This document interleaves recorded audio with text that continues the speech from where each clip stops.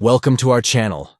In today's video, we're diving into something that can streamline your communication, viewing shared media in Gmail Spaces. This feature is a game changer for those looking to access files, photos, and media quickly within their groups. Let's jump right into the steps. First, you'll need to open the Gmail app on your Android device. Once it's open, look at the bottom of your screen and tap on the Chat tab.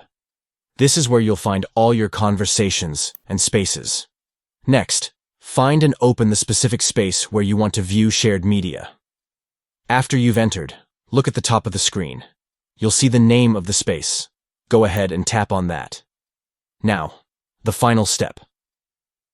After tapping the space name, you'll see an option that says Shared Media.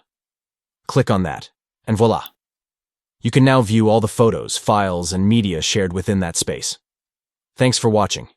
If you found this video helpful, don't forget to like, subscribe, and share it with your friends.